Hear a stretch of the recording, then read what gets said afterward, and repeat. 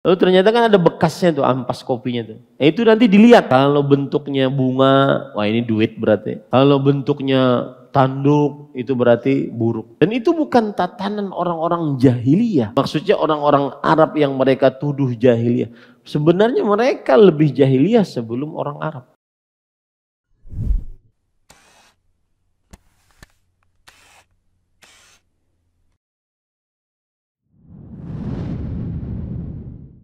Assalamualaikum warahmatullahi wabarakatuh.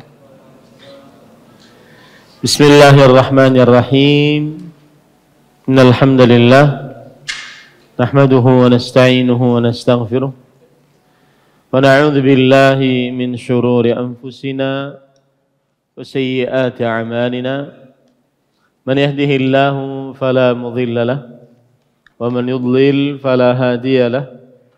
فأشهد أن لا إله إلا الله وحده لا شريك له وأشهد أن محمدا عبده ورسوله يا أيها الذين آمنوا اتقوا الله حق تقاته ولا تموتن إلا وأنتم مسلمون يا أيها الناس اتقوا ربكم الذي خلقكم من نفس واحدة وخلق منها زوجها وبث منهما رجالا كثيرا ونساء واتقوا الله الذي تساءلون به والأرحام إن الله كان عليكم رقيبا يا أيها الذين آمنوا اتقوا الله وقولوا قولا سديدا يصلح لكم أعمالكم ويغفر لكم ذنوبكم ومن يطع الله ورسوله فقد فاز فوزا عظيما أما بعد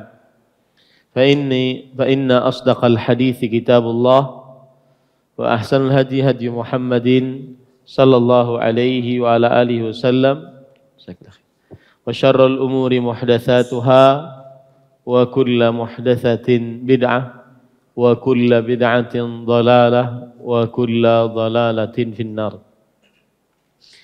Alhamdulillah, kita bersyukur pada Allah Subhanahu wa taala pada hari ini, hari Kamis malam Jumat 26 Rabiul Awal 1445 Hijriah, kita dimudahkan oleh Allah Subhanahu wa taala untuk duduk bersama kaji kembali kitab Tauhid alladzi huwa haqqullahi 'alal 'abid, yang ditulis oleh Fadilat Syekh Al-Imam Al-Mujaddid Muhammad bin Abdul Wahhab An-Najdi rahimahullah. Dengan membaca kitab syarahnya Al-Jadid fi Syarhi Kitab Tauhid yang ditulis oleh Fadilatul Syekh Muhammad bin Abdul Aziz As-Sulaiman Al-Qara'awi rahimahullahu ta'ala. Salawat dan salam semoga selalu Allah berikan kepada Nabi kita Muhammad sallallahu alaihi wa alihi wasallam, pada keluarga beliau, para sahabat, serta orang-orang yang mengikuti beliau sampai hari kiamat kelak.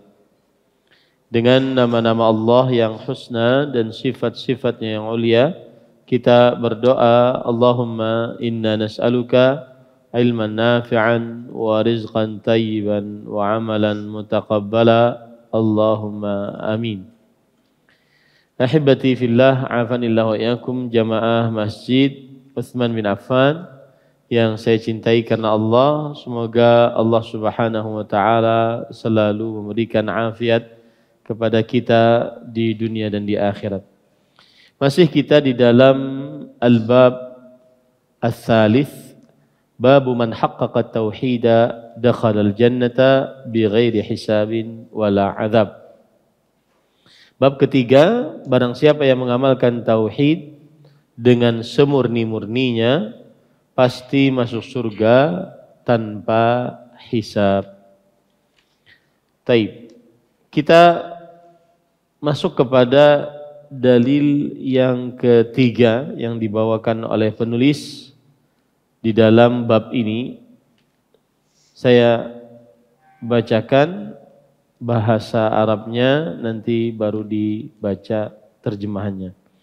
An Husain bin Abdurrahman qala kuntu 'inda Sa'id bin Jubair rahimahullah faqala ayyukum ra'a al-kawkab alladhi inqadda al-barihah faqultu ana thumma qultu ama inni lam akun fi salatin walakinni ludirtu qala fama sana'ta qala irtaqaitu qala fama hamalaka ala dhalik قلت حديث حدثناه الشعبي قال وما حدثكم قلت حدثنا عن بريدة ابن الحصيب أنه قال لا رقية إلا من عين أو حمى قال قد أحسن من انتهى إلى ما سمع ولكن حدثنا ابن عباس رضي الله عنهما عن النبي صلى الله عليه وسلم أنه قال عرضت علي الأمم فرأيت النبي ومعه الرهط والنبي ومعه الرجل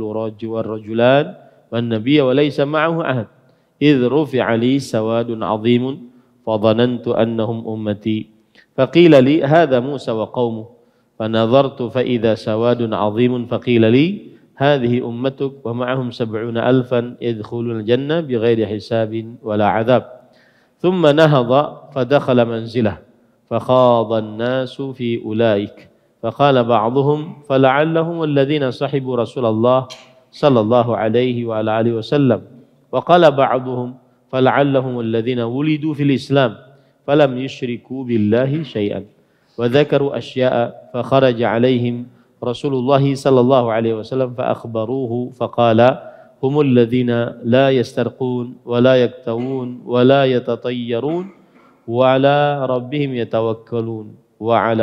يتوكلون فقام عكاشة ابن محصن فقال ادعوا الله أن يجعلني منهم فقال أنت منهم ثم قال رجل آخر فقال ادعوا الله أن يجعلني منهم فقال سبقك بها عكاشة رواه البخاري ومسلم تفضل.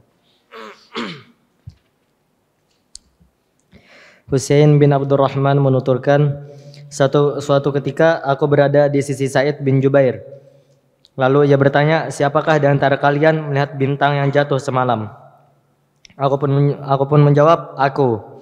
Kemudian aku berkata, ketahuilah, sesungguhnya aku ketika itu tidak dalam keadaan sholat, tetapi terkena sengatan kalajengking. Ia bertanya, lalu apa yang kamu perbuat? Jawabku, aku meminta ruqyah. Ia bertanya lagi, apakah yang mendorong dirimu untuk melakukan hal itu? Jawabku, yaitu sebuah hadis yang dituturkan oleh Asy-Sya'bi kepada kami. Ia bertanya lagi, dan apakah hadis yang dituturkan kepadamu itu? Aku berkata, dia menuturkan kepada kami hadis dari Buraidah bin Al-Husayb, tidak la ruqyata illa min ainin aw humatin. Tidak dibenarkan melakukan ruqyah kecuali karena ain atau terkena sengatan. Said pun berkata, sungguh telah berbuat baik orang yang mengamalkan apa yang telah didengarnya. Tetapi Ibnu Abbas menuturkan kepada kami hadis dari Nabi SAW bahwa beliau bersabda yang artinya, telah dipertunjukkan kepadaku umat-umat. Aku melihat seorang nabi, bersamanya beberapa orang, dan seorang nabi bersamanya satu dan dua orang, serta seorang nabi dan tak seorang pun bersamanya. Tiba-tiba ditampakkan kepadaku suatu kumpulan orang yang berjumlah banyak. Aku pun mengira bahwa mereka itu adalah umatku, tetapi dikatakan kepadaku ini adalah Musa bersama kaumnya. Lalu tiba-tiba aku melihat lagi suatu kumpulan orang yang berjumlah banyak pula. Maka dikatakan kepadaku ini adalah umatmu, yang bersama mereka ada 70.000 orang yang masuk surga tanpa hisab dan tanpa azab. Kemudian bangkitlah beliau dan segera memasuki rumahnya. Maka orang-orang pun memperbincangkan tentang siapakah mereka itu. Ada di antara mereka yang berkata, mungkin saja mereka itu yang menjadi sahabat Rasulullah SAW. Ada lagi yang berkata, mungkin saja mereka itu orang-orang yang dilahirkan dalam lingkungan Islam, sehingga mereka tidak pernah berbuat syirik sedikit pun kepada Allah. Dan mereka menyebutkan lagi beberapa perkara yang lain. Ketika Rasulullah SAW keluar, mereka memberitahukan hal tersebut kepada beliau. Maka beliau bersabda, mereka itu adalah orang-orang yang tidak meminta diruqyah dan tidak meminta supaya lukanya ditempel dan besi yang dipanaskan. Tidak pula melakukan tatoyur, dan mereka pun bertawakal kepada Tuhan mereka. Lalu berdirilah Ukasyah bin Mishan dan berkata, mohonkanlah kepada Allah agar aku termasuk golongan mereka. Beliau menjawab, kamu termasuk golongan mereka. Kemudian berdirilah seorang yang lain dan berkata, mohonkanlah kepada Allah agar aku juga termasuk golongan mereka. Beliau menjawab, kamu sudah didahului oleh Ukasyah. Hadis riwayat Al-Bukhari dan Muslim. Taib. Di sini Husain bin Abdurrahman menuturkan. Husain bin Abdurrahman As-Sulami Abul Hudzail. Namanya Husain bin Abdurrahman As-Sulami dan kunyahnya Abul Hudzail Al-Kufi, berasal dari daerah atau dari kota Kufah di negeri Irak. Dan beliau adalah seorang rawi hadis yang terpercaya. Ya. Kemudian beliau adalah seorang tabi'ut tabi'in. Jadi generasi ketiga. Wafat pada tahun 136 Hijriah. Suatu ketika aku berada di sisi Sa'id ibn Jubair. Jadi Husain yang punya cerita ini. Beliau sedang di majelisnya Sa'id bin Jubair.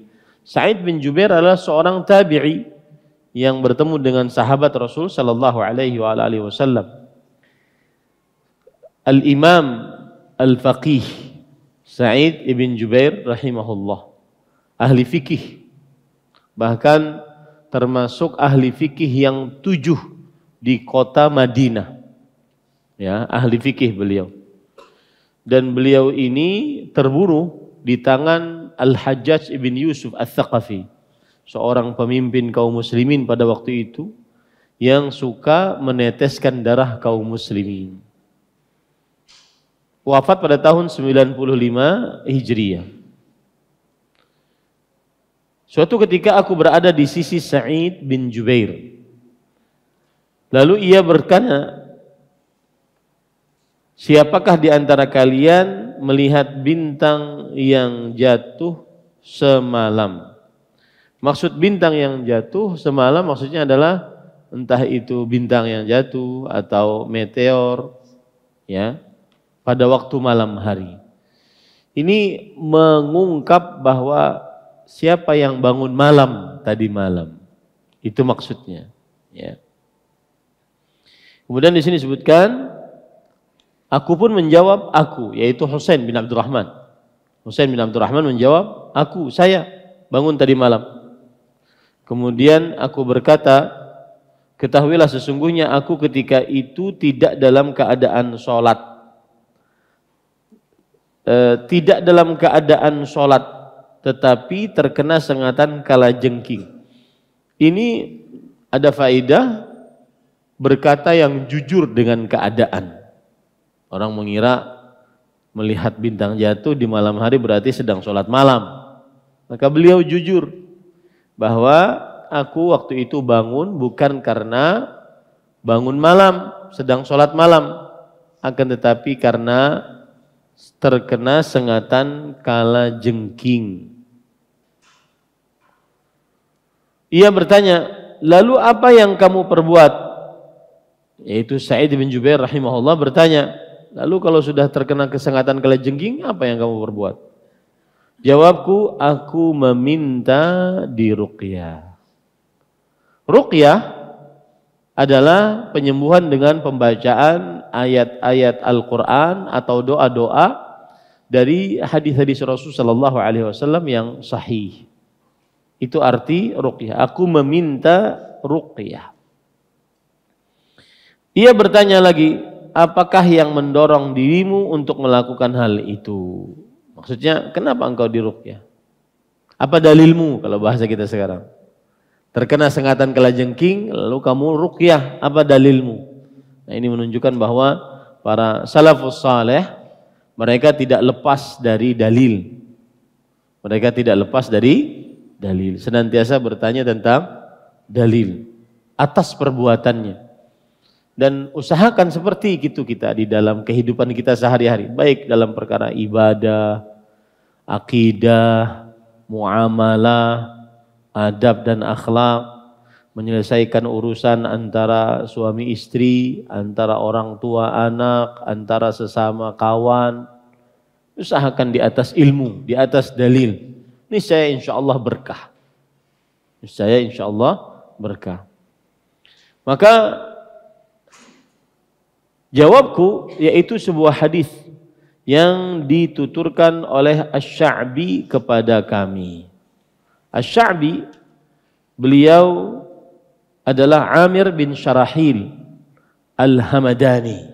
Amir bin Syarahil Asy-Sya'bi, seorang tabi'i. Beliau dilahirkan di kekhalifahan Umar bin Khattab. Dan beliau termasuk tabi'i yang thiqah, terpercaya. Ya. Dan juga termasuk ahli fikihnya di kalangan tabi'i. Wafat pada tahun 103 Hijriah. Ia bertanya lagi, dan apakah hadis yang diturunkan kepadamu itu? Maksudnya Sa'id bin Jubair rahimahullah bertanya lagi, hadis apa yang kamu dapatkan dari Asy-Sya'bi, Amir bin Syarahil Al-Hamadani? Aku berkata, yaitu Husain bin Abdurrahman, dia menuturkan kepada kami hadis dari Buraidah. Buraidah bin Al-Husayb bin Al-Harith Al-Aslami. Nama lengkapnya begitu. Buraidah bin Al-Husayb bin Al-Harith Al-Aslami. Beliau adalah sahabat Nabi, masyhur Buraidah bin Al-Husayb. Wafat pada tahun 63 Hijriah. Buraidah bin Al-Husayb meriwayatkan apa? La ruqyata illa min ainin aw huma. Tidak dibenarkan melakukan ruqyah, yaitu mengobati dengan membaca Al-Quran dan doa-doa dari hadis-hadis Nabi Muhammad SAW yang sahih. Tidak dibenarkan ruqyah kecuali karena dua sebab. Ain, penyakit ain. Ain adalah pengaruh buruk yang disebabkan oleh rasa dengki seseorang melalui matanya. Ya. Misalkan nih ada orang dia memberikan si merah memberikan pengaruh buruk kepada si biru. Kenapa? Sebabnya merah memberikan pengaruh buruk kepada si biru melalui matanya saja dilihat. Karena si merah iri, dengki dengan ini. Makanya Al-Hafidh Ibnu Hajar Al-Asqalani rahimahullah berkata, ain itu sebabnya adalah al-hasad masyubun bil ghadab. Iri dibarengi dengan rasa benci. Iri dibarengi dengan rasa benci. Dan ini sampai sekarang masih ada. Rasulullah SAW bersabda dalam hadis riwayat Imam Muslim, al-ainu haq, fa idza kana syai'un sabaqahu al-qadar, sabaqathu al-ain. Yang namanya mata jahat, mata yang memberikan pengaruh buruk itu benar adanya. Kalau ada sesuatu yang didahului oleh takdir, maka dia akan didahului oleh ain, pengaruh mata buruk. Nah, di sini kita perlukan benteng diri, yaitu zikir, terutama zikir pagi, zikir sore, jangan malas. Ya, zikir pagi, zikir sore, itu benteng diri. Dalam hal apapun, bentengi diri kita, istri, anak. Ya, anak gara-gara dibawa keluar kemudian tidak tahu menahu, akhirnya sampai rumah besoknya panas, gak ada sebab. Kena ain itu. Ya, secara mata kasat kita nggak ada sebab. Saya pernah diceritakan oleh kawan waktu itu masih mahasiswa di Madinah dari Yaman. Jadi ada tetangganya yang punya anak kecil terusan menangis, hampir setiap waktu nangis, nggak ada apa-apa nangis, tidak wajar nangisnya. Ternyata setelah ada nenek di tetangganya itu meninggal, baru berhenti nangis. Karena ternyata yang mengaini, memberikan pengaruh buruk lewat mata adalah si nenek tadi. Nah ini makanya harus dibentengi diri kita. Apalagi di zaman media sosial, zaman kita menampayakan, memperlihatkan keluarga, anak. Saya juga pernah memperlihatkan, tapi udah tidak lagi sekarang. Udah tutup. Ya. Lebih baik yang benar-benar bermanfaat saja untuk kaum muslimin. Karena pengaruh ain berat. Hati-hati, sangat berat. Bisa bertahun-tahun. Ya, bisa bertahun-tahun. Nah, atau terkena sengatan. Terkena sengatan.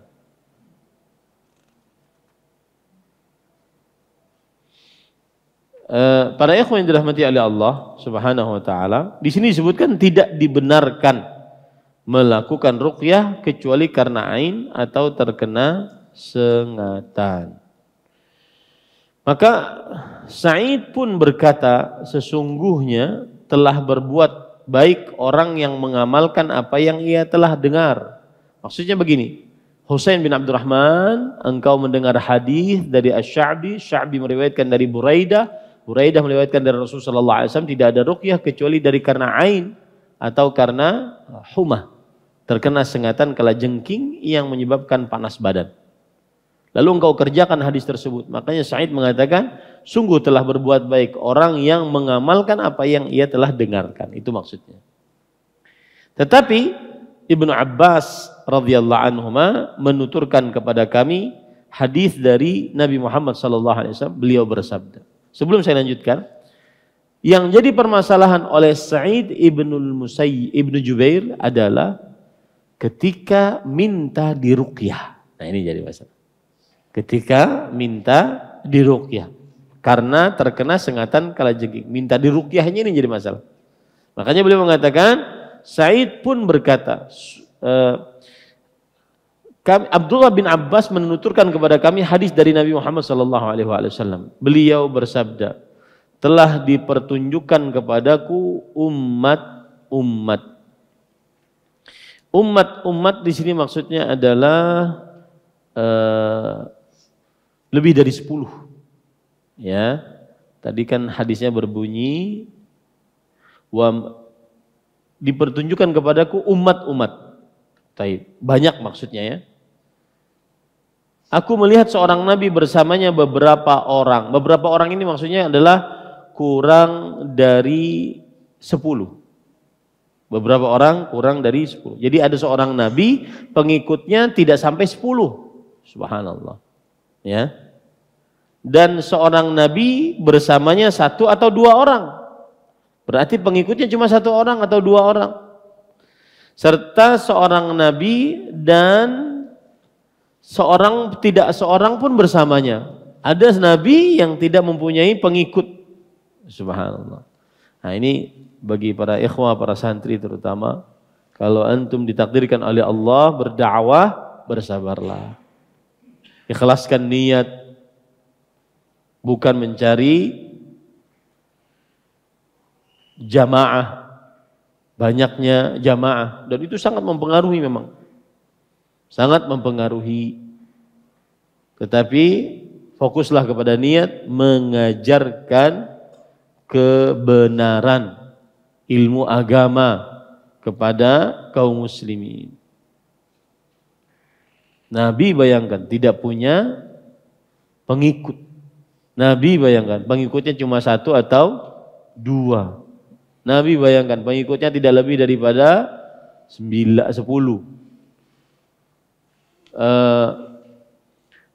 Nabi Nuh alaihissalam berdakwah 950 tahun. Ada riwayat yang mengatakan pengikutnya cuma 80 orang. Berarti setiap 10 tahun 1 orang. Allahu Akbar.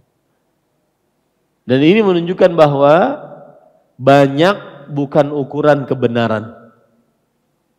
Tetapi ukuran kebenaran adalah yang mengikuti kebenaran. Dan Rasulullah Allah Subhanahu wa taala berfirman, "Wa qalilun min ibadiyasy syakur." Sedikit dari hambaku yang pandai bersyukur. wa qalilun mahum, sedikit yang beriman. Jadi banyak bukan ukuran standar kebenaran. Standar kebenaran adalah yang sesuai dengan Al-Quran dan hadis Rasulullah sallallahu alaihi wasallam, dipahami oleh para salafus saleh. Ya, ingat itu baik-baik. Itu kita tidak boleh gugur keyakinan kita. Banyak bukan ukuran standar kebenaran. Akan tetapi ukuran standar kebenaran adalah apa? Sesuai dengan Al-Quran dan hadis Rasul sallallahu alaihi wa alihi wasallam. Nah, tiba-tiba ditampakkan kepadaku suatu kumpulan orang yang berjumlah banyak. Aku pun mengira bahwa mereka itu adalah umatku, tetapi dikatakan kepadaku ini adalah Musa bersama kaumnya. Berarti salah satu nabi dan rasul yang banyak pengikutnya adalah Nabi Musa alaihi salam. Lalu tiba-tiba aku melihat lagi suatu kumpulan orang yang berjumlah banyak pula. Maka dikatakan kepadaku ini adalah umatmu dan bersama mereka ada 70.000 orang yang masuk surga tanpa hisab, tanpa azab. Nah, ini inti pendalilannya. 70.000 orang masuk surga tanpa hisab, tanpa azab. Kemudian bangkitlah beliau dan segera memasuki rumahnya. Setelah berbicara hadis seperti itu, beliau bangun. Rasulullah SAW bangun dari majelis lalu masuk ke dalam rumah. Tidak memberitahukan 70.000 orang itu masuk surga tanpa hisab, tanpa azab siapa? Beliau belum memberitahukan. Beliau masuk ke dalam rumah. Maka orang-orang pun memperbincangkan tentang siapakah mereka itu. Ada di antara mereka yang berkata mungkin saja itu yang menjadi sahabat Rasul sallallahu alaihi wasallam. Yaitu sahabat itu pengertiannya man laqiyan nabiyya wala lahdha wa aman wa mata 'alal iman. Yang bertemu dengan Nabi Muhammad sallallahu alaihi wasallam dan beriman walau sebentar, bertemu sebentar, beriman dan mati dalam keimanan. Itu adalah pengertian sahabat Rasulullah. Kenapa dikatakan bertemu bukan melihat? Karena mungkin ada yang buta. Di zaman Rasulullah SAW banyak yang buta. Ibnu Ummi Maktum, muadzin Rasulullah SAW buta. Ya. Berarti bertemu dengan Rasulullah SAW walau sebentar, beriman dan mati dalam keimanan. Kemudian setelah itu maka orang-orang pun memperbincangkan tentang siapakah mereka itu. Ada yang di antara mereka berkata mungkin saja itu adalah yang menjadi sahabat Rasulullah SAW. Ini menunjukkan kedudukan sahabat tinggi di zaman waktu itu. Karena beda orang yang melihat Nabi dengan yang tidak melihat Rasulullah SAW. Beda orang yang bertemu dengan Rasulullah SAW dengan yang tidak bertemu dengan Rasulullah SAW. Ada lagi yang berkata mungkin saja mereka itu orang-orang yang dilahirkan di dalam lingkungan Islam sehingga mereka tidak pernah berbuat syirik pun kepada Allah Subhanahu wa taala. Maksudnya apa? Mungkin bapak ibunya muslim, muslimah. Kemudian lahir anak, anaknya menjadi seorang muslim, tidak pernah merasakan kesyirikan. Ya, tidak pernah merasakan apa? Kesyirikan. Beda dengan sahabat yang waktu di Mekah, bapak ibunya musyrik. Nah ini mungkin bapaknya muslim, ibunya muslim, kemudian lahir anak muslim. Mereka mungkin yang masuk 70.000 masuk surga tanpa hisab, tanpa azab. Ini kemungkinan yang kedua kata para sahabat waktu itu. Dan mereka menyebutkan lagi beberapa faktor yang lain. Ketika Rasulullah Shallallahu Alaihi Wasallam keluar, mereka memberitahukan hal tersebut kepada beliau. Datanglah Rasulullah SAW kembali dari rumah, duduk lagi. Lalu mereka bercerita, wahai Rasulullah, kami tadi mengira ini yang 70.000 orang masuk surga tanpa hisab, tanpa azab itu adalah ini, adalah ini, adalah ini. Kemudian Rasulullah Shallallahu Alaihi Wasallam bersabda, mereka itu adalah orang-orang yang tidak meminta diruqyah. Nah ini inti pendalilan. Ya, la yastarqun, tidak meminta diruqyah. Maksudnya apa tidak meminta diruqyah? Tidak minta orang lain membacakan kepada saya, ya, kepada dirinya bacaan Al-Quran atau doa-doa dari hadis Rasul Sallallahu Alaihi Wasallam yang sahih. Tidak meminta diruqyah. Ini yang pertama. Tidak meminta supaya luka ditempel dengan besi yang dipanaskan. Ini cara pengobatan terdahulu, ya. Mudah-mudahan ada ini. Cara pengobatan terdahulu yaitu dengan cara pengobatan kai. Apa itu pengobatan kai? Yaitu pengobatan yang orang ditusukkan besi panas ke dalam tubuhnya. Nah, dia tidak melakukan pengobatan seperti itu. Ini seperti ini gambarnya, saya contohkan ya. Nah, ini pengobatan cara kai. Ini pengobatan dulu. Ya, besi dipanaskan, lalu ditusuk-tusuk. Lalu ditusuk-tusuk ke dalam tubuhnya. Ya. Untuk apa? Untuk mengeluarkan penyakit. Ini kai. Nah, sifat yang kedua yang 70.000 orang masuk surga tanpa hisab, tanpa azab adalah yang tidak mengerjakan pengobatan secara kai. Namanya kai. Kai itu adalah besi dipanaskan, lalu kemudian ditusukkan ke dalam tubuh. Kemudian yang ketiga, tidak melakukan tatayyur. Apa itu tatayyur? Merasa bernasib sial.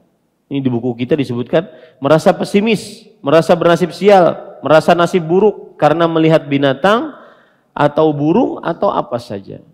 Kalau boleh saya ringkas, tatayyur adalah merasa bernasib sial karena melihat sesuatu atau mendengar sesuatu. Ada burung gagak hitam di atas langit, kemudian merasa dirinya sial. Ini pasti ada yang mati di bawah itu. Ya. Kemudian ada burung hantu di atas rumah, maka berbunyi pulang. Ya, maka wah ini ada sesuatu untuk orang rumah tersebut. Ini namanya tatayyur, merasa bernasib sial. Kemudian melihat angka, ulun sering memperhatikan tuh di beberapa pesawat, angka 13 nggak ada. Kadang di lift itu angka 1 atau angka berapa itu nggak ada. Ya. Ini kalau di beberapa keyakinan ada namanya Feng Shui. Ada angka-angka yang keramat. Angka 13, angka 10. Bagi orang Syiah Rafidhah angka 10 angka sial. Karena itu adalah angka kematian Al-Husain bin Ali bin Abi Thalib radhiyallahu anhuma. Ada angka 13 bagi orang. Dan subhanallah para ikhwah, ada di dalam tatanan budaya orang barat, saya lupa namanya, meramal dengan ampas kopi. Jadi orang kalau minum kopi, ya, orang kalau minum kopi kemudian selesai ya, kemudian dia buang kopinya. Lalu ternyata kan ada bekasnya tuh, ampas kopinya tuh. Itu nanti dilihat. Kalau bentuknya bunga, wah ini duit berarti. Kalau bentuknya tanduk, itu berarti buruk. Dan itu bukan tatanan orang-orang jahiliyah. Maksudnya orang-orang Arab yang mereka tuduh jahiliyah. Sebenarnya mereka lebih jahiliyah sebelum orang Arab. Itu sampai sekarang. Mereka merasa buruk dengan burung. Jadi keyakinan tatayyur ini adalah kebiasaan orang-orang Arab jahiliyah. Tatayyur diambil dari kata tair. Tair artinya burung. Burung sedang di dalam sangkarnya, ya, mengangkermi telurnya atau sedang di pohon. Lalu ketika orang jahiliyah, orang sebelum Islam datang, mereka punya hajat, entah perkawinan, buka toko, bangun rumah, atau hajat apapun, mereka datang ke pohon tersebut. Mereka goyang pohonnya. Lalu nanti pohonnya, burung yang ada di situ pergi, terbang. Kalau terbangnya ke kanan, maka disebut dengan sanih. Oh, itu berarti baik. Berarti apa yang dihajatkan dilakukan. Kalau terbangnya ke kiri itu berarti barih namanya. Barih. Ya, jangan kasih nama anak barih. Sial terus nanti. Ya, barih. Ya. Nah, kemudian yang bingung adalah kalau ke depan. Ya, tidak ada nasib apa-apa. Dari mulai situlah akhirnya disebut dengan tatayyur. Ya, merasa bernasib sial ketika melihat burung, binatang atau apa. Nah, orang 70.000 yang masuk surga tanpa hisab, tanpa azab, orang yang tidak pernah tatayyur, merasa bernasib sial. Nanti insya Allah di dalam kitab ini ada bab khusus tentang tatayyur. Karena kitab ini para ikhwah setelah menyebutkan tentang tauhid, nanti akan menyebutkan tentang syirik. Dan contoh-contohnya secara rinci, dan itulah keistimewaan kitab ini. Ya, salah satu contoh dari kesyirikan adalah tatayyur. Kemudian yang keempat, dan mereka pun bertawakal kepada Tuhan mereka. Ini sifat yang keempat, bertawakal kepada Allah Subhanahu wa taala. Apa itu tawakal? Tawakal adalah sidqu i'timadil qalbi 'ala Allah li daf'i dhurrin aw talabi manfaatin. Artinya hati yang benar-benar bersandar kepada Allah untuk mengambil manfaat atau menahan mudarat. Nah, itu namanya tawakal. Ya. Dan tawakal tidak mengurangi atau tidak menafikan sebab. Contoh misalkan, ada seorang ingin pintar, aku bertawakal aja gitu. Mudah-mudahan hafal Quran. Ya, diam aja. Atau di halaqah. Ya, kalau dulu kita jadi santri itu kalau mau ujian, ya Allah masuk. Ya. Jadi kadang tawakalnya keliru. Tawakal tidak menafikan sebab. Nah, ini banyak perkara sebab ini harus kita bahas ya. Karena ada sebagian orang menjadikan foto sebagai sarana untuk mendatangkan sebab rezeki. Nah, ini keliru fatal. Karena bermula dari tawakal, hati bersandar kepada Allah, tawakal ini tidak menafikan sebab. Misalkan, tawakal, saya ingin mencari rezeki. Bersandar hatinya kepada Allah. Tapi apakah kemudian dia duduk saja, diam saja, tidak bergerak? Enggak, dia harus bekerja. Dia harus berusaha. Rasul Shallallahu Alaihi Wasallam mau berperang, dijamin menang itu. Tapi beliau memakai 2 lapis, ya, zahara baina dir'ain yauma Uhud. Beliau memakai 2 lapis baju perang di peperangan Uhud. Padahal beliau sayyidul mutawakkilin, pemimpinnya orang-orang yang bertawakal. Jadi tawakal tidak menafikan sebab. Contoh, panas, tawakal aja gini aku. Kalau usah minum obat, mati lah Bapak, yang penting tawakal. Nah, itu boleh enggak? Nah, itu nanti kita bahas ya. Karena ada sebagian orang tidak mau berobat. Ya, karena disangka itu mengurangi tawakal. Nah, yang penting bertawakal kepada Allah. Lalu berdirilah Ukasyah bin Mihsan. Ukasyah bin Mihsan dan berkata, mohonkanlah kepada Allah agar aku termasuk golongan mereka. Wahai Rasulullah, jadikan aku termasuk 70.000 itu yang masuk surga tanpa hisab, tanpa azab. Kata Ukasyah bin Mihsan. Ulun punya cerita tentang Ukasyah ini. Ada kawan dulu di Arab Saudi, orang Indonesia, dia punya anak namanya Ukasyah. Ketika dikasih nama anak Ukasyah, sukanya naik-naik, manjat-manjat. Pas dicari kamus bahasa Arab, Ukasyah itu artinya spider. Laba-laba. Ya. Ukasha itu artinya laba-laba. Pantesan suka manjat. Tapi kemudian pertanyaan timbul, apakah nama bisa mempengaruhi kelakuan? Mungkin. Jadi ada orang yang namanya Abdullah, kuat ibadahnya. Ada orang yang namanya Abdurrahman, lembut hatinya. Karena memakai nama Ar-Rahman. Bisa jadi. Ya. Karena nama bisa jadi menjadi doa. Tapi apakah keyakinan bahwa nama itu mempengaruhi seseorang? Ada namanya kebaratan ngarannya, Jan. Makanya rancak garing. Nah ini perlu dalil. Kebaratan ngarannya makanya lancak garingnya. Ini perlu dalil. Tetapi yang jelas nanti di akhirat seseorang akan dipanggil sesuai dengan nama yang paling baik yang dia miliki. Nah, oleh karena itu kalau kita punya anak, maka kasihlah nama dengan yang baik-baik.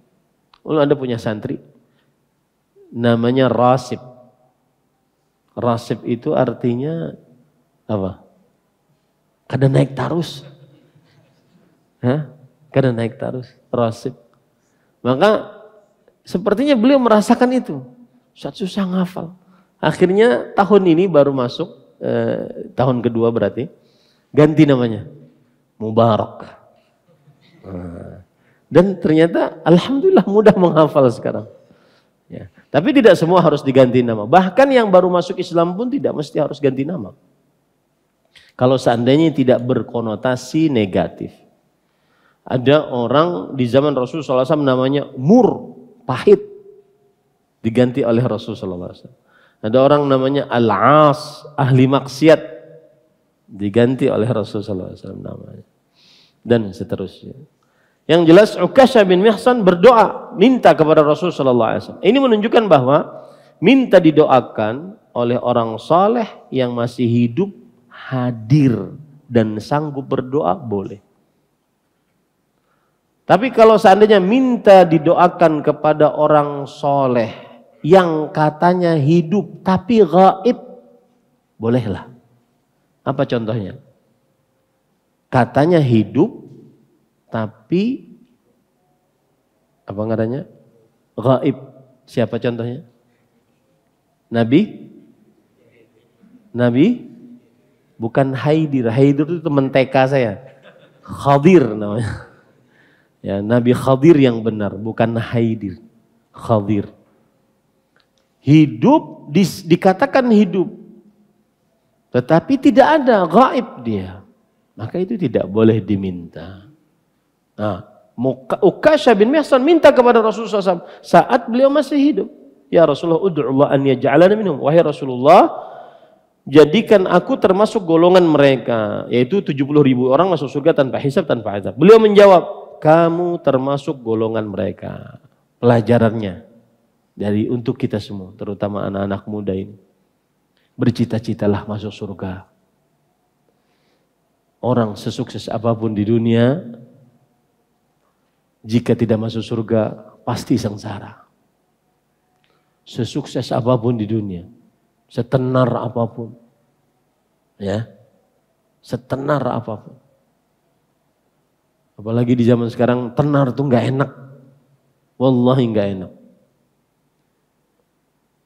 Ulun hanya hendak makan bakso, Ustadz kaya. Salaman dulu. Harus jaga penampilan dulu. Ya. Susah di zaman sekarang. Enggak. Bercita-citalah masuk surga. Lihat Ukasha. Ukasha ini pemuda di zaman Rasulullah SAW. Saya sering menulis bahkan di mana di website saya. Cita-cita masuk surga, cita-cita adalah selamat setelah kematian. Selamat setelah mati itu adalah cita-cita seorang muslim. Masuk surga tanpa hisab, tanpa azab. Ada beberapa selamat masuk surga, surganya Firdaus tanpa hisab, tanpa azab, dapat melihat wajah Allah, diridhoi oleh Allah. Berkumpul dengan Nabi dan para salafus soleh serta orang tua dan anak istri seluruh keluarga. Lengkap sudah tuh. Apalagi yang hendak dihendaki itu. Itu aja sudah. Itu puncak hidup seorang manusia. Dengan segala macam kesulitan hidup. Antum-antum kalau nikah nanti, jangan dikira nikah cuma berzima, punya anak. Enggak, banyak urusan. Itu semua kesulitan-kesulitan itu tujuannya cuma satu, 6 tadi perkara itu. Masuk surga, surganya Firdaus, tanpa hisab, tanpa azab, bisa melihat wajah Allah dengan lezat, dapat ridha Allah, berkumpul dengan Nabi, orang-orang saleh, kemudian orang tua dan para kerabat. 6 itu. Tanamkan itu selalu dalam hati. Apapun antum pekerjaannya, mau jadi ustadz, mau jadi pedagang, pengusaha, mau jadi apapun, maka tanamkan itu pada diri sendiri, anak cucu, tanamkan. Itulah salah satu cita-cita tertinggi seorang muslim. Kemudian lanjutan sedikit dari hadis tersebut. Beliau Nabi Muhammad SAW menjawab, kamu termasuk golongan mereka. Nah, ini doa dari Rasulullah SAW. Ini menunjukkan bahwa Ukasyah bin Mihsan adalah penghuni surga tanpa hisab, tanpa azab. Berdasarkan doa Rasulullah SAW. Dan di sini terdapat pelajaran, tidak boleh kita menentukan seseorang masuk surga kecuali berdasarkan dari Al-Quran dan hadis Rasulullah SAW. Nah, sekarang lagi rame di Palestina, kita berdoa kepada Allah Subhanahu wa taala, mudah-mudahan kaum muslimin diberikan kemenangan oleh Allah Subhanahu wa taala. Kemudian kaum muslimin diberikan kesyahidan atas yang meninggal dari kaum muslim. Dan jangan terlalu tinggi pembicaraannya ya, tentang Palestina dan sekitarnya. Kita masih nyaman makan untuk di sini. Ya, sudah, yang penting doa aja banyak-banyak. Jangan terlalu tinggi pembicaranya, baik di antara langsung ataupun di media sosial, nulis-nulis status, enggak usah. Doa aja banyak-banyak. Ya. Sungguh berat para ikhwah, karena saya pernah ke sana. Saya pernah ke Tel Aviv. Itu temboknya tinggi besar, subhanallah. Diperiksa 7 putaran periksanya. Dan subhanallah, ini sedikit cerita ya. Orang-orang Yahudi perempuannya itu memang cantik-cantik. Dan Allah Subhanahu wa taala menciptakan untuk Palestina perempuan yang juga tidak kalah cantiknya, Arab cantik. Jadi makanya orang Yahudi tidak pernah mencela perempuan Palestina. Karena mereka sama-sama cantik. Nah, ini salah satu pemandangan. Kemudian yang kedua, subhanallah, negara itu yang sekarang dibombardir dan meninggal sekian ribu, itu perempuannya banyak melahirkan anak. Banyak melahirkan anak. Untuk mengganti yang sudah meninggal tadi. Kemudian saya pernah ke Masjidil Aqsa dan Baitul Maqdis. Apa bedanya Masjidil Aqsa dengan Baitul Maqdis? Jadi kalau boleh saya cerita sedikit yang ini karena pengetahuan sedang ramai. Kawasan 1,2 hektar, 1,2 hektar ini disebut dengan Al-Masjidil Aqsa. Kemudian di depannya di sini ada namanya Baitul Maqdis.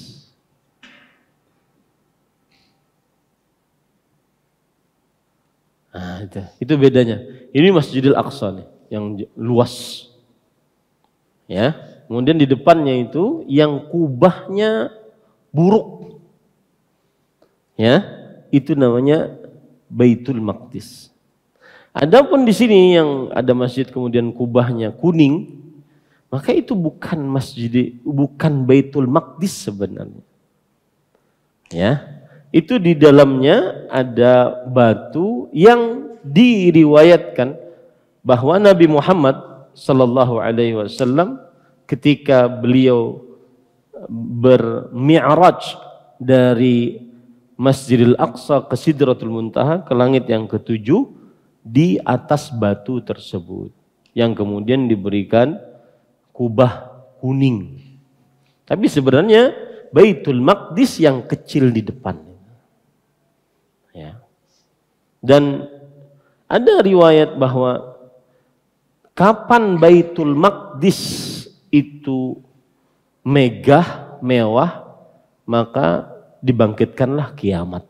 Makanya pas kita ke sana sampai sekarang Baitul Maqdis mungkin lebih bagus daripada lebih bagus Masjid Utsman bin Affan dari sisi bangunannya dibandingkan Baitul Maqdis. Sisi bangunannya, saya tidak berbicara keistimewaan.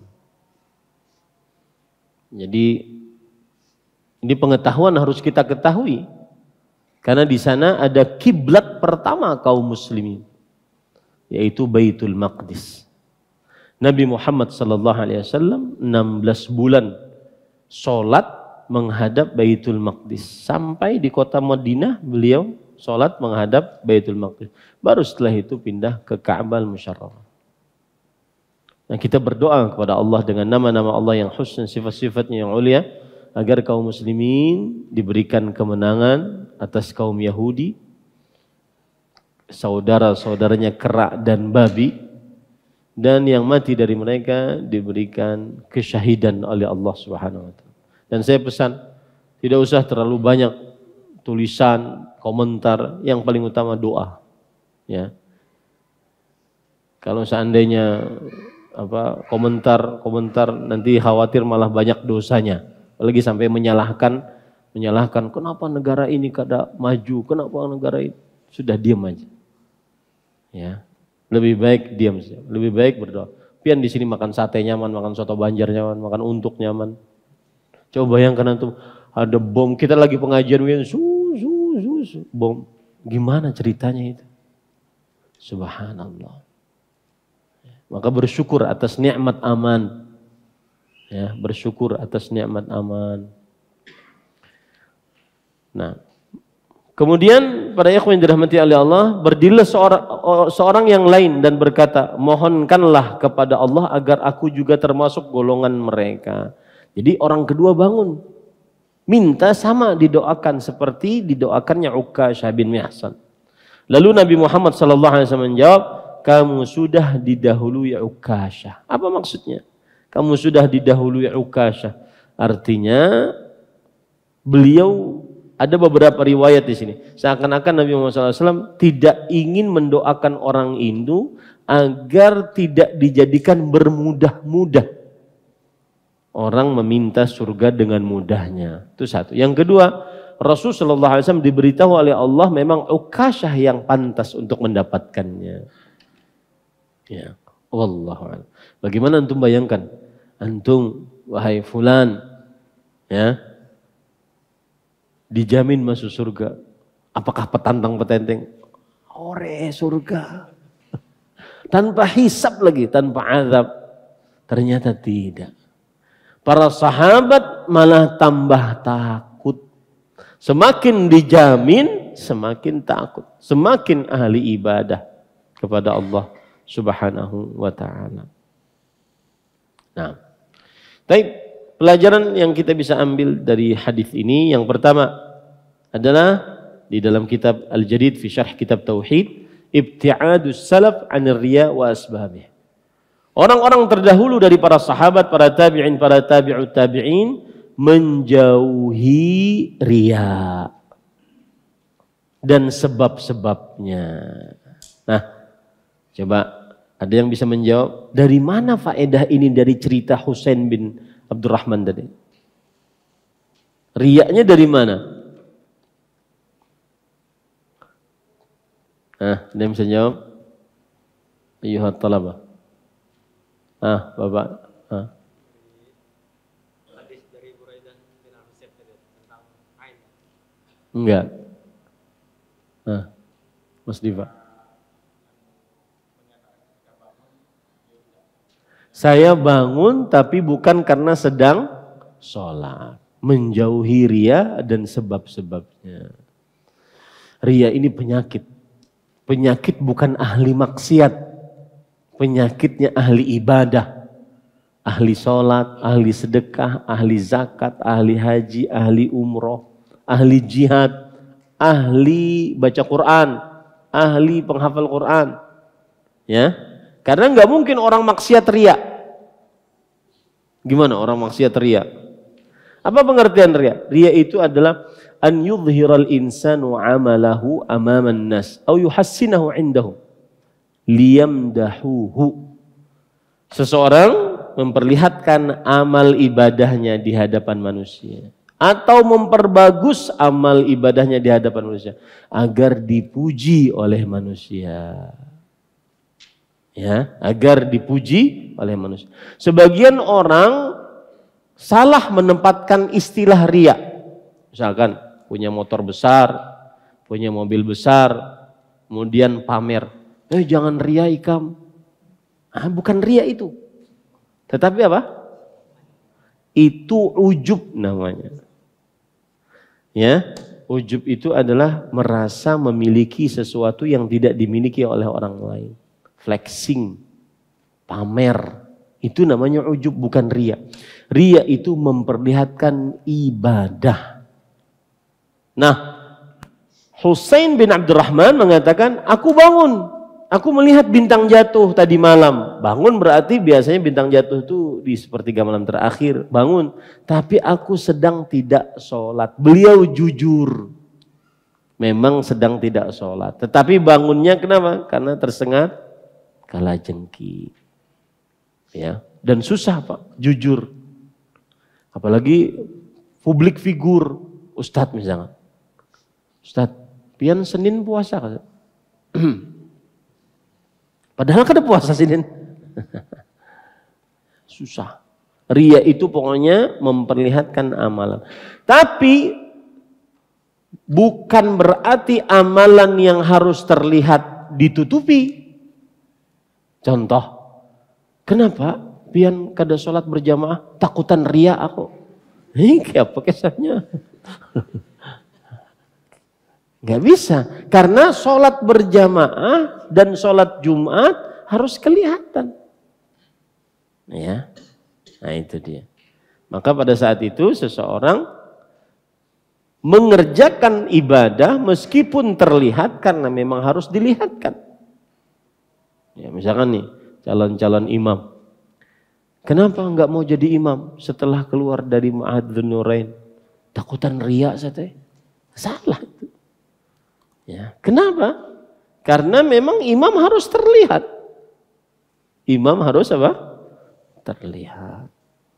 Lalu bagaimana sikapnya? Kerjakan dan jaga qalbunya. Kemudian sedikit tentang riya. Riya itu ada dua penyebabnya. Apa itu? Ingin dapat pujian dari manusia. Dan yang kedua, ingin dapat hadiah dari tangan manusia. Berkata Imam Ibnu Qayyim Al-Jauziyah rahimahullah, la yajtami'u al-ikhlas fi qalbil 'abdi wa mahabbatun nas wa at-tam'i fima 'inda an-nas illa kama yajtami'u al-ma'u wan-nar. Tidak akan terkumpul di dalam qalbu seorang manusia ikhlas dengan dua hal. Suka dipuji oleh manusia dan rakus terhadap hadiah dari manusia. Nah, inilah penyebab riya. Suka dapat pujian dan ingin dapat hadiah dari manusia. Ya. Nah, yang jelas tadi Husain bin Abdurrahman, beliau menjauhi riya. Tsaniyan, talabul hujjah 'alal madhab.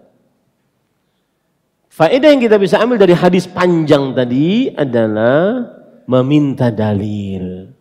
Mana dalilmu atas perbuatanmu itu? Mana dalilmu berzikir seperti ini? Mana dalilmu selawatan sambil joget? Selawatan atau dangdutan itu? Ya. Mana dalilmu berziarah kubur caranya seperti ini? Mana dalilmu berzikir sambil jingkrak-jingkrak? Berzikir sambil goyang-goyang, mana dalil?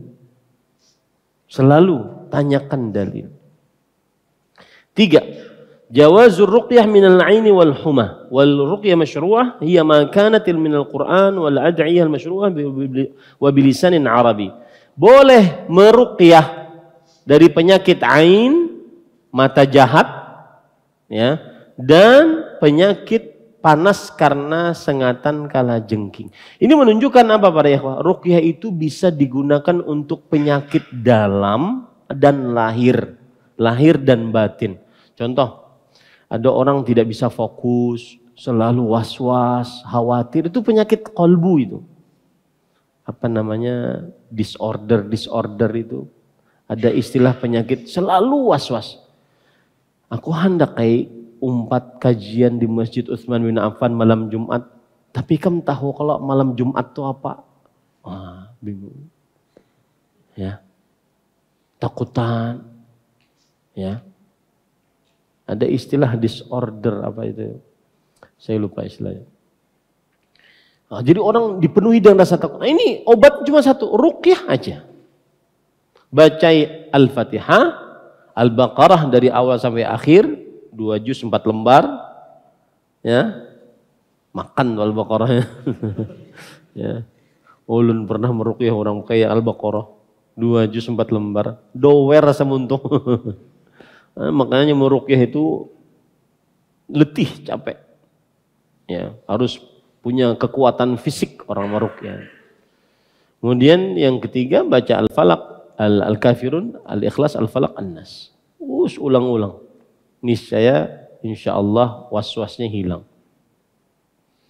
Jadi boleh meruqyah, ya, dari penyakit ain atau penyakit yang penyakit dalam kolbu, merasa was-was, takut, merasa benci, merasa suka, atau penyakit lahiriah, panas, sakit kepala,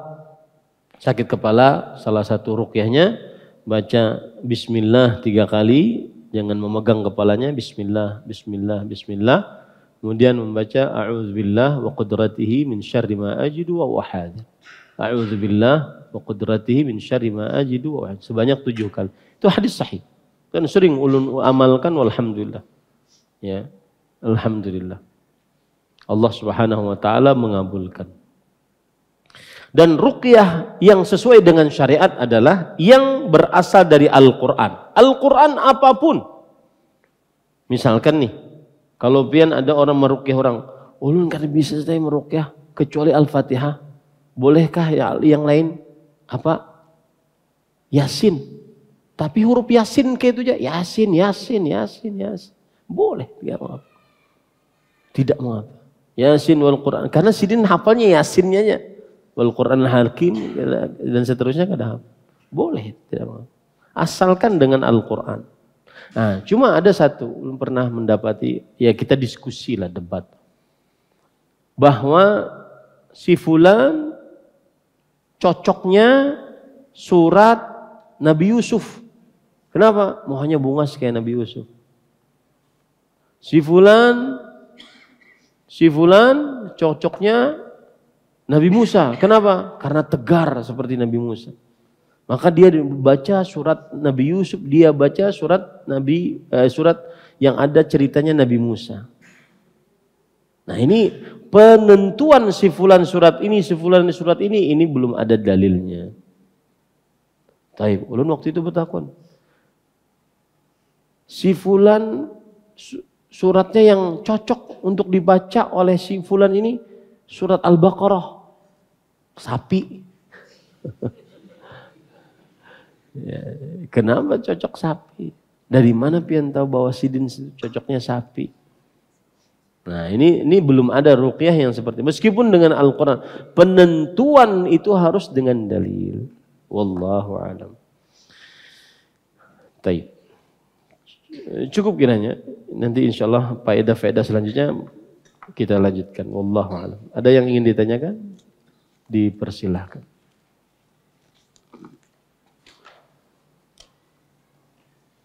Nah, saya ada waktu 5 menit. Tafadhal. Pakai mic, ada mic. Biar terdengar semua.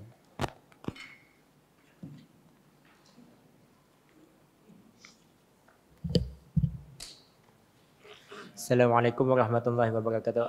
Waalaikumsalam.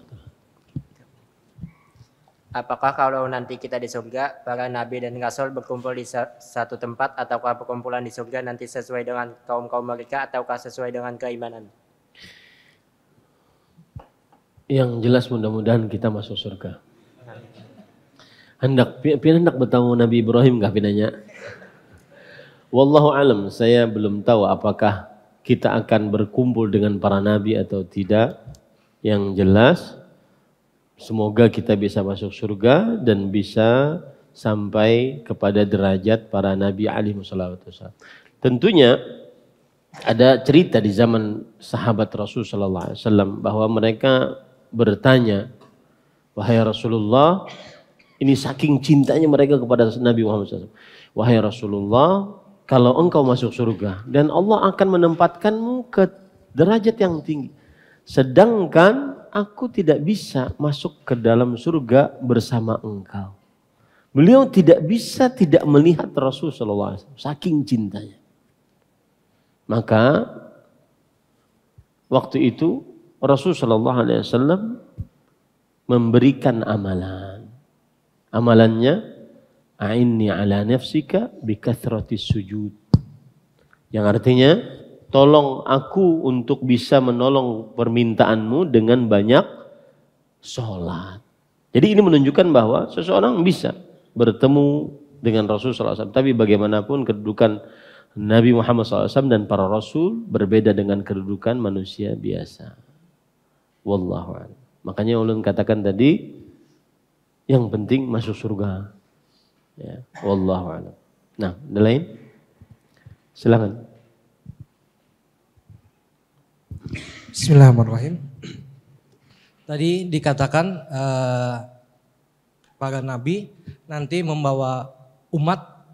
Nah, tadi kan dikatakan nabi ada yang membawa umat 1, adapun yang 7 atau lebih 10. Nah, kan kemungkinan dari nabi ini berdoa supaya mendapatkan umat yang banyak pengikut. Nah, ada perbandingankah antara doa nabi dengan doa nabi yang lain gitu, Ustaz? Nah, di sini agak bingung juga. Iya. Kenapa saya sedikit gitu? Iya. Itu aja, Ustaz. Bismillah, walhamdulillah. Jadi seakan-akan beliau ingin bertanya bahwa setiap nabi kan pasti berdoa. Dan setiap doa nabi tentunya dikabulkan. Tapi kenapa ini sedikit, kenapa ini banyak? Berarti ada potensi doa nabi tidak dikabulkan. Maka jawabannya, jangankan nabi biasa, Nabi Muhammad SAW, doanya tidak dikabulkan. Beliau minta 3, Allah yuhlika ummati bisana, agar umatku tidak dihancurkan dari awalnya sampai akhirnya, seperti kaum Nabi Lut, tidak. Seperti kaum Nabi Ad, ya, tidak dihancurkan dari awalnya sampai akhirnya, habis enggak. Paling ada musibah besar di sebelah sana tapi masih ada di sini. Ada kekalahan sebelah sini masih ada di sini. Ya. Itu satu dikabulkan oleh Allah. Yang kedua, yang ketiga yang tidak dikabulkan oleh Allah SWT. Apa itu? Allah yaj'ala bainahum ba'sa ba'dhin. Artinya, tidak dijadikan antara mereka bermusuhan satu dengan yang lainnya. Jangan jadikan umatku bermusuhan. Itu tidak dikabulkan oleh Allah. Makanya kalau seandainya ada yang sering bermusuhan, ya itu memang doa yang tidak dikabulkan oleh Allah SWT. Bukan berarti wajar ya, bukan. Tetapi memang itu doa. Jangankan di orang awam, di tengah para ustadz saja kadang-kadang syaitan mengganggu agar kita tidak bersatu, agar kita tidak sehati. Nah, seperti itu. Jadi ada kemungkinan doa tidak dikabulkan. Adapun mengapa ada nabi yang cuma pengikutnya 1, pengikutnya 10, pengikutnya 1, 2, ada yang banyak, maka konsepnya Pak, perbuatan Allah jangan ditanya.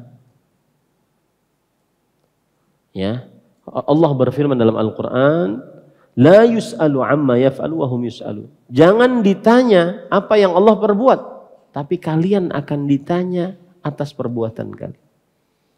Perbuatan Allah tidak boleh kita tanya kenapa ya. Karena nanti akan ujung pertanyaan itu adalah kenapa gerang ada iblis? Coba ada iblis. Kita sudah lawan bidadari malam ini. Ya? Lah? Ini gara-gara iblis akhirnya kita keluar dari surga. Akhirnya hidup di sini sampai ke Handil. Ya. Iya. Ulun ada case. Ini waktu bulan yang lalu ulun ke Jakarta, ulun kompor-kompori orang-orang yang diluaskan rezekinya, yang tidak berseri uangnya. Saya bilang kalian itu ngapain di Indonesia? Sekarang ke Madinah itu mudah. Ke Mekah, ke Madinah mudah. Bahkan orang-orang banyak sekarang punya rumah di sana. Visa mudah. Per 3 bulan mudah. Sudah tinggal saja di sana. Ya. Ke Banjar kalau lagi keganangan untuk hanya boleh ke Banjar, boleh ke sana. Kenapa? Karena sekarang itu mudah, fasilitas mudah, transportasi mudah, visa mudah, tinggal duitnya aja. Ini bagi yang diluaskan rezekinya oleh Allah SWT. Ya, bagi duit-duitnya yang tidak berseri. Kenapa? Dapat syafaat Rasulullah SAW. Kalau meninggal di kota Madinah dapat syafaat Rasulullah SAW. Pulang ke Banjar, Kalimantan punya lihat perusahaan sebentar, pulang lagi ke sana. Dan itu sudah banyak yang seperti itu melakukan. Nah itu bagi yang duitnya kada berseri, menang kayak kita ini ya sudah dihandilai sudah. Ya. Nah gitu Pak ya. Jadi perbuatan Allah tidak boleh kita tanya. Silahkan. Assalamualaikum warahmatullahi wabarakatuh. Salam. Ustadz, di sini kan ada syarat untuk masuk surga tanpa hisab dengan tidak meminta diruqyah. Apakah ruqyah yang dimaksud sini, kan kita mengenal ada ruqyah yang syar'i, ada ruqyah yang tidak syar'i. Apakah dibatasi dengan ruqyah yang tidak syar'i atau keduanya termasuk? Baik. Ulun ingin menjelaskan dulu apa itu namanya minta diruqyah. Bukan diruqyah, minta diruqyah. Kalau diruqyah boleh, misalkan nih ada orang sakit, ya datang ustadznya atau gurunya atau orang soleh, lu meruqyah. Tanpa ini minta, nah, itu boleh. Itu tidak mengapa, itu boleh. Nah, ada istilah minta diruqyah. Si fulan sakit, lalu minta orang lain meruqyah dia. Nah, ini yang dipermasalahkan dalam hadis tadi. Tetapi kalau kita berbicara asal hukum minta diruqyah, maka jawabannya boleh. Para sahabat Nabi radhiyallahu anhu minta diruqyah kepada Rasulullah SAW. Aisyah radhiyallahu anha minta diruqyah kepada Rasulullah SAW. Cuma dikhawatirkan. Jadi asal hukumnya minta diruqyah boleh, tidak terlarang, tidak haram, tidak makruh, boleh. Tetapi dikhawatirkan ketinggalan ini tadi. Masuk surga tanpa hisab, tanpa azab. Dikhawatirkan. Begitu ya Pak ya. Jadi tidak mengapa minta diruqyah itu boleh. Yang tidak boleh adalah meruqyah, minta diruqyah oleh orang-orang yang tidak dengan membaca Al-Quran atau doa-doa, tetapi dengan bacaan-bacaan yang tidak bisa dipahami. Itu yang tidak boleh. Bisa dimaklumi? Jazakallah khairan. Barakallah. Ada lagi? Silakan. Bertakun tentang ikhlas dan riya Ustadz. Ikhlas itu sangatlah berat dan riya itu begitu ibarat kata sangat dekat gitu Ustadz. Nah, bagaimana tipsnya untuk kita ini supaya terhindar dari penyakit riya Ustadz? Terima kasih. Kita sudah sebutkan dari 2 sebab riya. Apa sebabnya? Yang pertama, ingin dapat pujian. Yang kedua, ingin dapat hadiah. Obati 2 ini terlepas dari riya. ingin dapat pujian, cara mengobatinya, kata Imam Ibnu Qayyim rahimahullah, yashulu 'alaika ilmuka yakinan anna la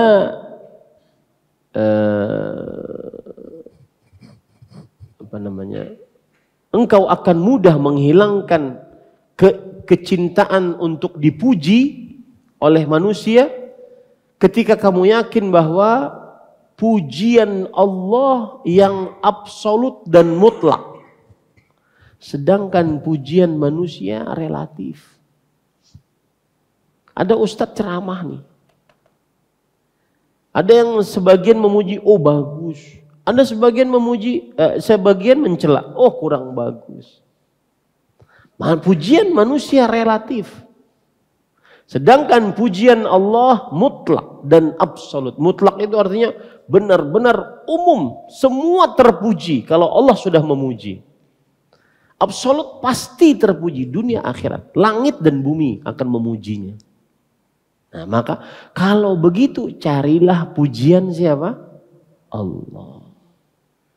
Ulun beri contoh ya, pujian manusia itu relatif. Ada seorang sahabat Nabi yang bernama Abdullah bin Salam. Yahudi, pemimpin Yahudi masuk surga, masuk ke Islam. Abdullah bin Salam. Kemudian beliau berkata kepada Rasulullah SAW, ya Rasulullah, innal Yahud qaumun buht. Wahai Rasulullah, orang Yahudi itu tukang dusta. Ingin buktinya? Coba panggil ke sini. Tanyain tentang aku. Beliau di samping pintu. Ya ayyuhal Yahud, wahai Yahudi. Ma tadhunnu fikum Abdullah ibn Salam. Menurut kalian Abdullah bin Salam itu bagaimana? Kaum Yahudi belum tahu kalau Abdullah bin Salam sudah masuk Islam. Kata kaum Yahudi, khairuna wa ibnu khairina. Orang terbaik. Orang tuanya orang yang terbaik di antara kita. Kata Rasulullah SAW, kaifa law aslam? Bagaimana kalau masuk surga? Kalau masuk Islam? Kata orang Yahudi, na'udzubillah, kita berlindung kepada Allah. Keluar Abdullah bin Salam, asyhadu an la ilaha illallah wa asyhadu anna Muhammad Rasulullah. Orang Yahudi yang tadi memuji Abdullah bin Salam mengatakan, syarruna wa ibnu syarrina. Ini orang paling buruk di antara kita. Ya, pujian manusia relatif. Jangan pernah berharap pujian manusia, capek. Berharaplah pujian dari Allah Subhanahu wa taala. Capek pura-pura, capek. Mun kada diterima kasih, sudah dibantu kada diterima kasih. Mun diterima kasih, jazakumullah khair, ketuja. Nah, uyuh tuh bang, pokoknya orang ria tuh uyuh, capek. Hidupnya penuh dengan pura-pura. Itu ria. Maka berharap pujian dari Allah. Itu penyakit pertama selesai. Penyakit yang kedua, yashulu 'alaika ilmu yakinan annahu la ya'ti syai'un mimma fi aidin nas illa wa 'indallah khazainu. Penyakit kedua tadi apa? Ingin dapat hadiah. Kita harus yakin Pak, hadiah apapun yang Bapak inginkan dari saya, kalau ulun sugih ya, ulun berdoa hari-hari ini biar sugih Pak. Kenapa hendak membangun pesantren ulun? Panat dah minta-minta. Kalau ulun sugih nih, pian berharap dari ulun sesuatu, maka yakini baik-baik apa yang ada di tangan ulun tidak akan pernah sampai kecuali dengan izin siapa? Allah.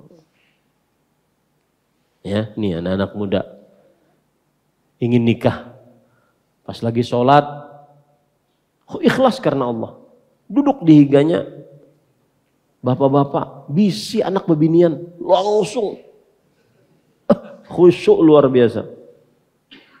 Ya, maka pada saat itu tidak akan pernah dapat anak bebinian sini kecuali dengan izin siapa? Allah SWT. Mintalah sama Allah SWT. Nah itu kiat ikhlas. Itu teorinya Mai. Prakteknya udah tahu lagi. Nah, itu ngalih itu prakteknya. Nah cukup ya. Belum ada kajian nanti jam 9 online. Mudah-mudahan yang disampaikan bermanfaat. Sallallahu Nabi Muhammad. Alhamdulillahirabbil alamin. Subhanakallah bihamdik. Asyhadu an la ilaha illa anta astaghfiruka wa atubu ilaik. Wassalamualaikum warahmatullahi wabarakatuh. Terima kasih. Jazakumullah khairan wa barakallahu fikum. Video ini dibuat atas partisipasi dari donasi Anda. Semoga menjadi amal jariah bagi Anda semuanya.